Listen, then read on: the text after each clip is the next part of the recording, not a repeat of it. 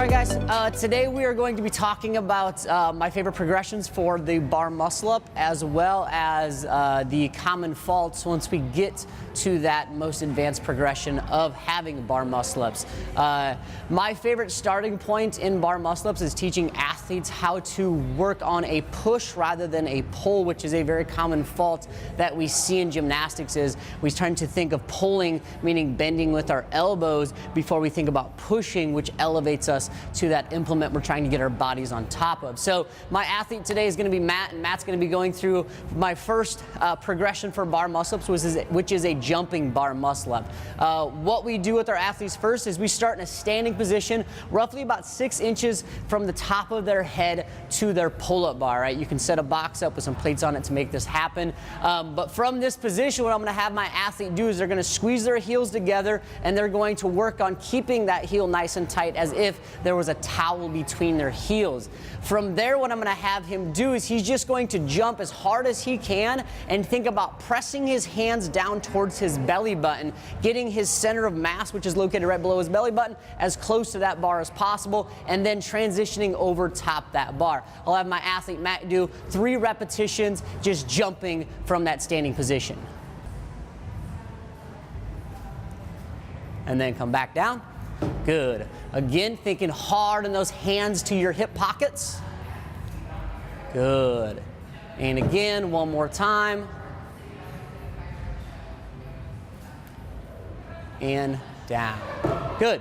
Okay. So how we work that, right, if we have athletes who need to work on a little bit more of a jump, we can elevate that box to even have their head closer to that bar, but that 6 inches is kind of that happy medium to start with. Now what we do is, to progress this a little bit more, is we work from more of a straight arm or a dead hang. So what I'll have my coach or my athlete do now is he's going to work from this dead hang position where he is sitting directly underneath of that pull-up bar with straight arms. Same idea though, feet will be stuck together as if there was a towel between his feet. He's going to do 2 repetitions here. It looks very similar, but now we're working on having to force our athletes to press those hands harder down to their hips. So 2 repetitions here, Matt. Good. And back down, and let's try to push a little bit harder through those heels rather than those toes. More pop out of that. Good. And coming back down. Okay? Now, when we progress this a little bit more, we can turn this now into a little bit more of a kip swing. Now, once our athletes have established their ability to understand what it's like to press their hands down to their hips, they now have the capacity to then work on generating some momentum with their shoulders, right? And this is really the difference between an athlete who is doing a jumping bar muscle up progression or an athlete who has a nice established kip swing and can start working on the progression that leads up after this. So what I'll have my athlete do now, it'll look very similar to the repetitions he was doing before, but now he's going to work starting from a Superman position where he's opened up, he is tight through his midline, but his heels are still stuck together. He's going to go through 2 repetitions this way, and then I'm going to have him take 1 foot off the box, and he's going to do another couple repetitions with a single foot off the box. So 2 repetitions working on that big Superman kip swing first. That bar will be pushed back, where he will then jump and push that bar to his hips and transition over top. Good. And you'll notice in these, he's got a little bit more momentum because he's starting with a more open shoulder position. Yeah, good. Now, how we progress this a little bit more is I'll have my athlete then slide the box to one side, where they can jump off. What I would do is have my athlete start jumping off of their strong leg. So I'm going to have him jump off his strong leg first, where now he's going to mimic that kip swing again as much as possible, but now he's going to get his lower half involved to start to work a little feedback of what the lower half is doing in unison with the upper half. Here we start to pay attention to the hands and the feet moving together. So if that bar is in front of the athlete's body, the feet are in front of the athlete's body, and same thing if the bar is behind the body, the feet are behind the body, okay? So here I'll have my athlete do 1 on each side. So he starts with that foot in front because the bar's in front. He'll come through to his Superman position and jump and push into that first bar muscle up. Good. Back down. Then I'll have him change sides, so same idea. And what you can do here is you can have the athlete slide the box over, or if your equipment allows for it, they can just switch directions and do the same exact thing. But now we will be jumping off our weaker leg, so this is again a little bit more of a progression because it's forcing us to do more work with our hands pressing down. Same idea here, he's gonna pull himself into that beautiful Superman position, push back to that hollow body, and then right back over top of that bar. And next we'll go into our next progression, which is a little bit more kip swing or gymnastics focus. So box out of the way. So in this progression, what we're gonna work on is we're gonna start working on generating power with that shoulder open and that shoulder close, all right? Now this, we have to understand that our athletes have to have the capacity to first know how to generate a kip swing and generate a very powerful kip swing, right?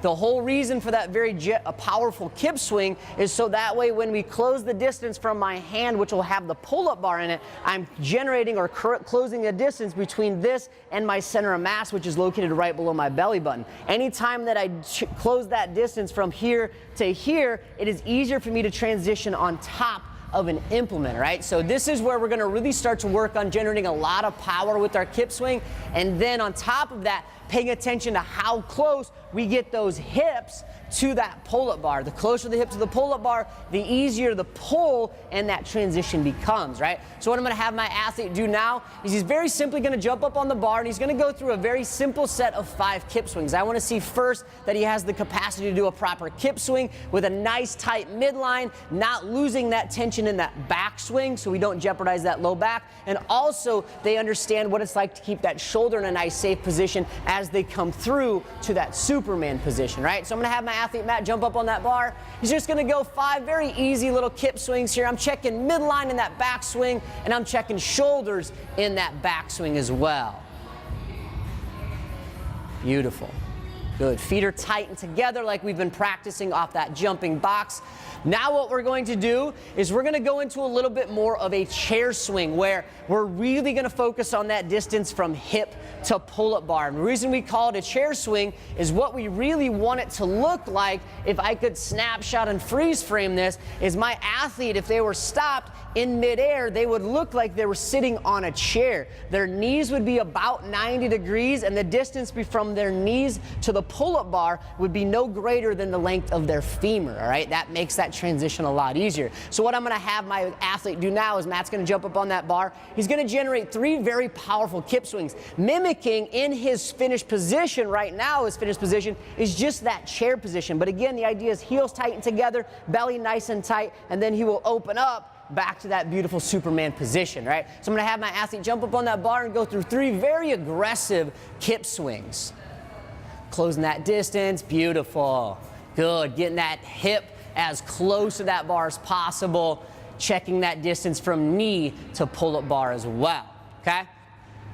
Now at this time, all right, what we would say is if our athletes did not understand the ability to press that bar down, you're gonna see more of that bent elbow in that chair swing. We want more of a straight elbow. Yes, a soft bend is okay, but we don't want that elbow to be pulling by any means. We're not thinking pull up here. We're thinking elevation by pressing that hand down towards those hips, all right? So now that I understand my athlete has the capability to generate that beautiful kip swing, that powerful kip swing, to be into that chair swing position, now we're gonna ask that athlete to try and attempt a bar muscle up, right? Now what we will do though to reinforce the mechanics we've been working on is we're going to say push. Don't think about pulling until you see above that bar. Your chin should be above that pull-up bar before you ever actively think about pulling and sitting through to that dip position, right? Again, I see this in his chair swing, so I just reinforce it in this most advanced progression.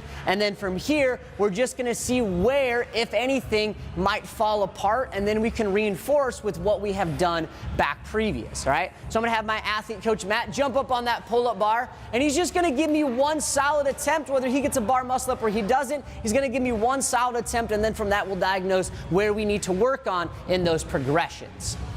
Big kip swing. Tight, tight, tight. Shove that bar to your hips. And ta-da. All right?